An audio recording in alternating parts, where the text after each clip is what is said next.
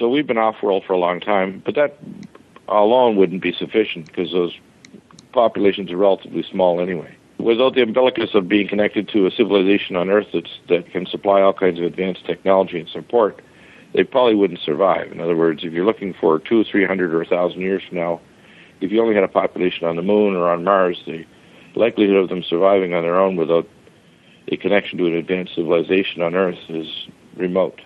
Okay, what about the Anunnaki that are supposedly not only a group of them may be returning, there's a group here, and there are warring groups, and they are behind the scenes theoretically orchestrating events.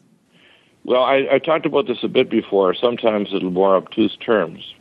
You're right, there are warring groups, but rather than using a specific name that's familiar, like Zachariah Sitchin's terms, the Anunnaki, and others where people think there's this giant planet going to come by, it's a dwarf star.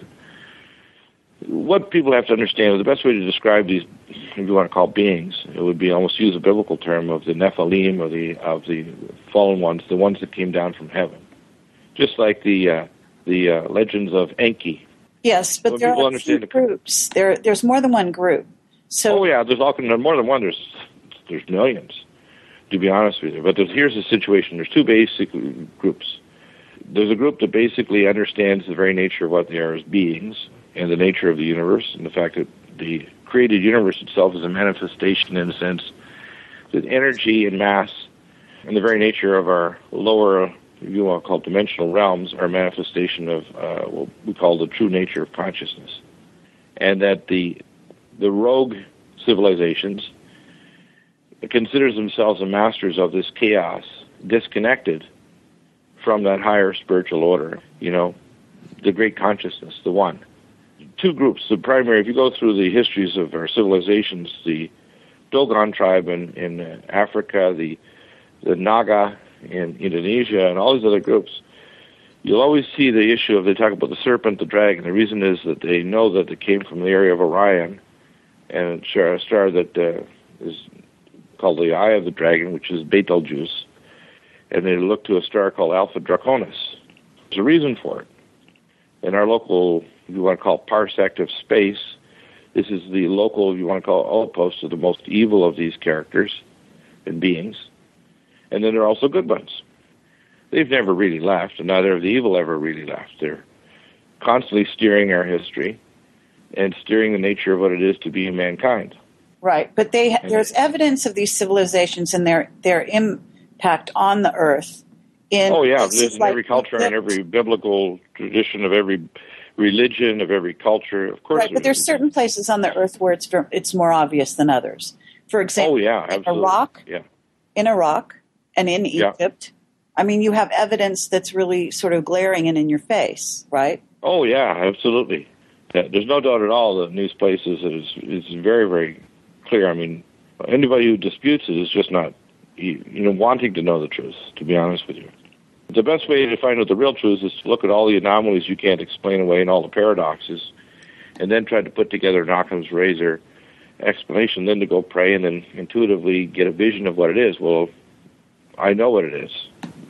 And the best way to describe it would be the fighting between the sons of light and darkness, or, these ancient civilizations, and Earth is at the point where we're ready to advance from a zero-order culture to a first-order culture.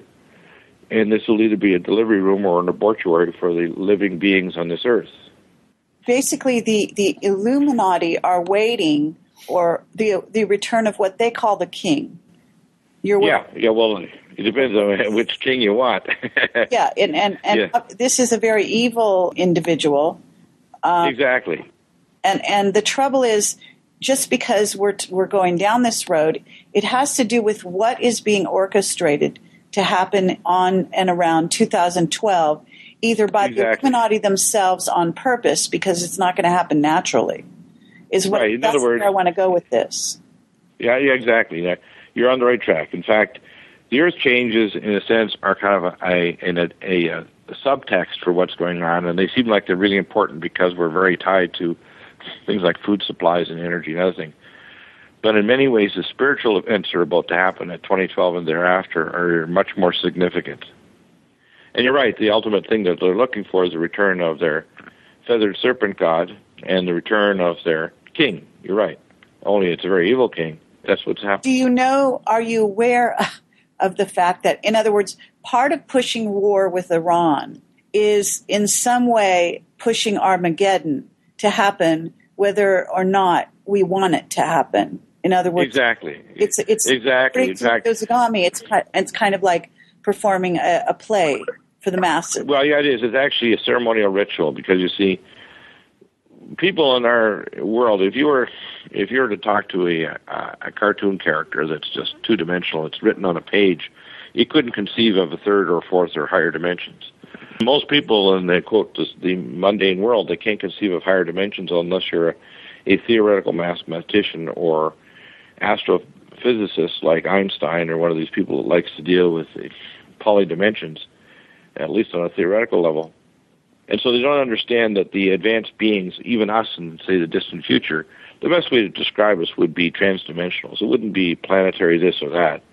It would be transdimensionals. We can leap across the galaxy, leap across time and space, and we're not limited by the speed of light because light itself is like a snail's pace across the galaxy. It's 100,000 light years. It's too far to travel in time, space, so it has to be in a higher dimensional plane. And so what we're dealing with is events that are occurring on a higher dimensional level, and they're, in a sense, the best way to describe it would be spiritual, because beyond the 5 dimensions, there's not 4 or 5 dimensions, and the 5th one is full to time-space. So full to time-space is the 5th dimension, which is what they talk about wormholes and so on. That's actually the 5th. And the 6th to the dimensions and onward to the 12th, which are 7 dimensions, or you want to call hyperspace, or you might call it the spiritual space, but hyperspace would be a better descriptor.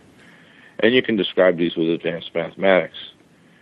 And the quaternions of Maxwell are probably a better way to describe it than the equations of Einstein.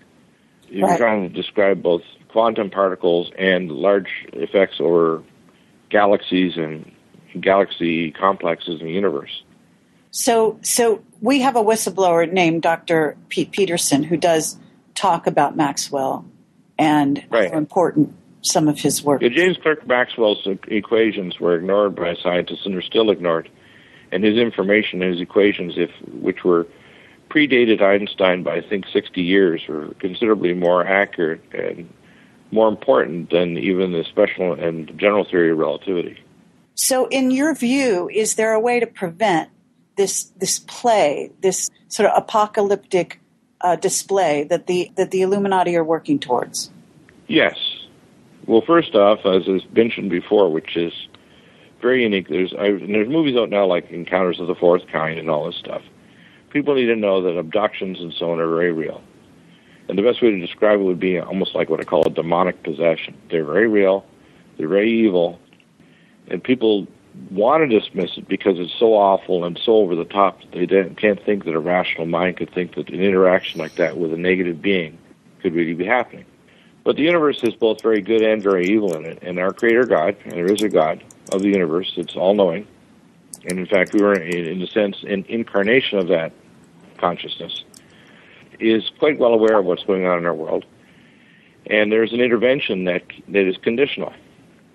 And that intervention is conditional on the change of the heart of mankind.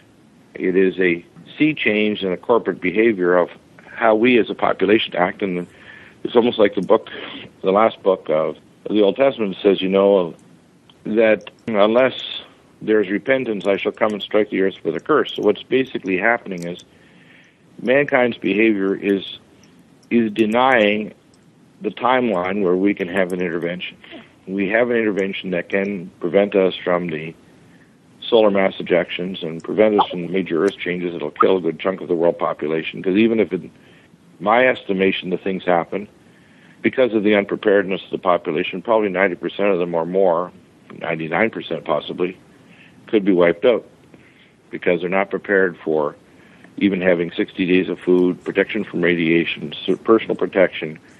Right, but on a spiritual level, we're talking on a spiritual level, it requires a change of attitude. We need to realize that it's like the symbols that were put before the United Nations buildings. It's time to no more do